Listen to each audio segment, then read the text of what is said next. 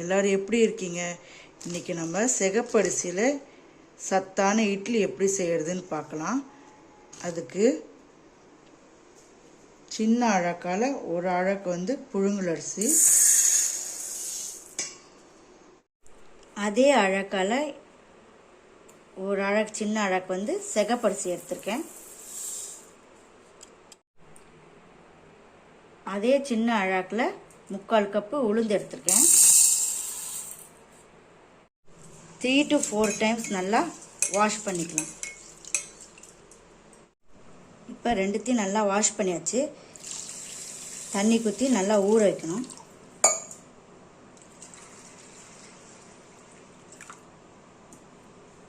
இந்த உளுந்து கூட ஒரு அரை ஸ்பூன் வெந்தயம் சேர்த்துக்கலாம்.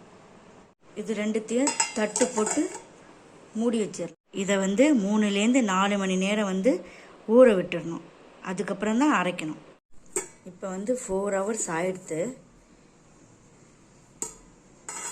இப்போ இதை அரைச்சிடலாம்.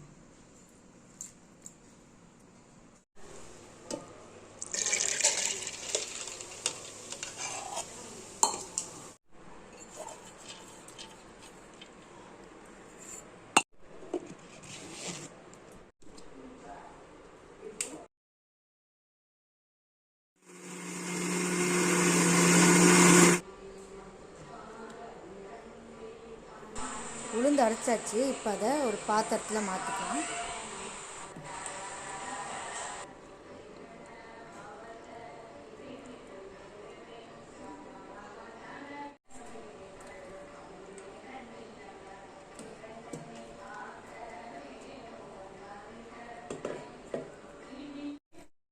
உளுந்து அரைச்சாச்சு. இப்போ அரிசி அரைச்சிக்கலாம்.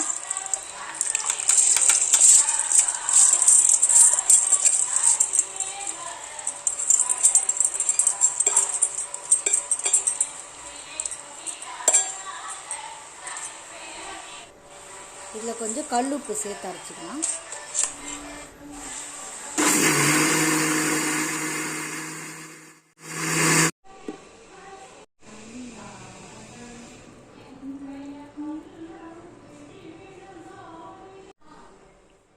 உளுந்து அரிசியும் அரைச்சாச்சு. இதை நல்லா கலந்து விட்டுக்கணும். நல்லா கலந்து விட்டால் தான் அதை நல்லா சூப்பர் சாஃப்டாக இட்லி வரும். அதுக்கப்புறமா இதை ஒரு மூடி போட்டு 4 ஹவர்ஸ் அப்படியே வெளியே வச்சுருக்கணும்.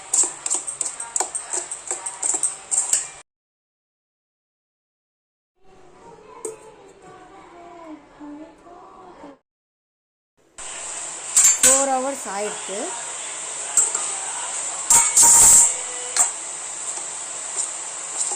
பாருங்கள், நல்லா புளிச்சிருக்கு. பொங்கி வந்திருக்கு. நல்லா பொங்கி வந்திருக்கு. இதில் கொஞ்சம் கெட்டியாக இருக்கிறதுனால கொஞ்சம் தண்ணி சேர்த்துக்கிறேன்.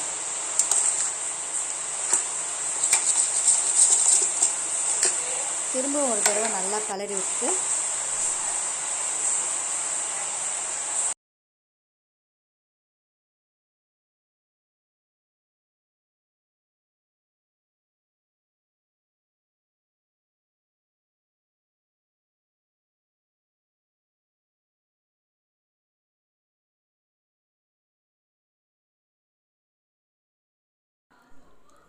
இது வேக 15 மினிட்ஸ் ஆகும். 15 மினிட்ஸ்க்கு அப்புறம் பார்க்கலாம்.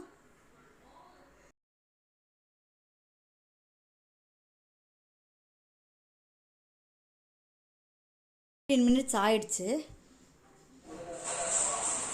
இது பாருங்கள், எவ்வளோ சூப்பராக வந்திருக்கு. நான் சைட் டிஷ்க்கு தேங்காய் சட்னி அரைச்சிருக்கேன். இது பாருங்கள், பிச்சு காமிக்கிறேன். எவ்வளோ சாஃப்டாக வந்துருக்கு. இது உங்கள் வீட்லேயும் எல்லாருக்கும் பண்ணி கொடுங்க. நெக்ஸ்ட்டு நம்ம கம்பில் எப்படி அடை பண்ணுறதுன்னு பார்க்கலாம். அதுக்கு நான் ஒரு அழகு கம்பு வச்சு எடுத்திருக்கேன். அதுக்கப்புறமா கம்பை தனியாக நல்லா வாஷ் பண்ணிவிட்டு ஊற போட்டுடலாம். நெக்ஸ்ட்டு அந்த அழகுலேயே அரை அழகு கடலைப்பருப்பு எடுத்திருக்கேன். அரை அழகு துவரம்பருப்பு. இது ரெண்டுத்தையும் நல்லா வாஷ் பண்ணிவிட்டு தனியாக ஊற வச்சுக்கலாம். நான் வந்து 8 மிளகா, காஞ்ச மிளகா எடுத்திருக்கேன். நீங்கள் காரத்துக்கு ஏற்ற மாதிரி எடுத்துக்கலாம். இது வந்து 4 ஹவர்ஸ் அப்படியே மூடி போட்டு மூடி வச்சுருங்க.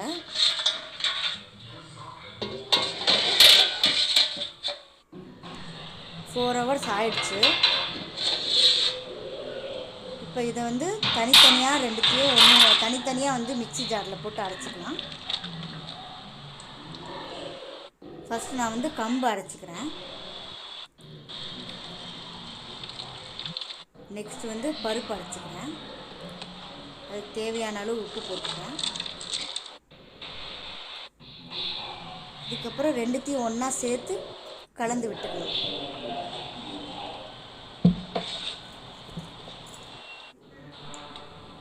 இப்போ வந்து சூடான தவாவில் ஒரு ஸ்பூன் எண்ணெய் வச்சுட்டு அடை குத்த ஆரம்பிக்கலாம்.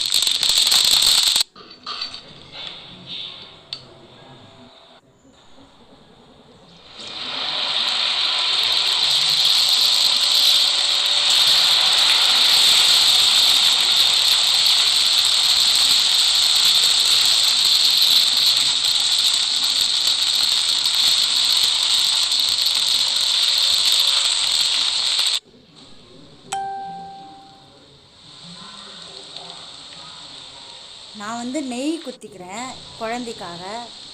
நல்லெண்ணெய் கூட விட்டுக்கலாம், சூப்பராக இருக்கும்.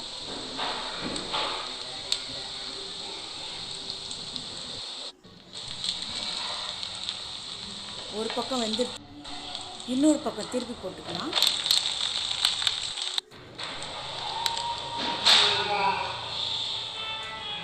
இங்கே பாருங்கள், சூப்பரான அடை தயாராகிடுது.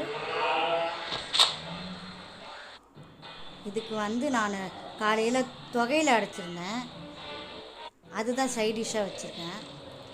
நீங்கள் வெல்லம் அப்புறம் சட்னி எது வேணால் சைட் டிஷ்ஷுக்கு வச்சுக்கலாம். மிளகா பொடி கூட சூப்பராக இருக்கும், ட்ரை பண்ணி பாருங்கள்.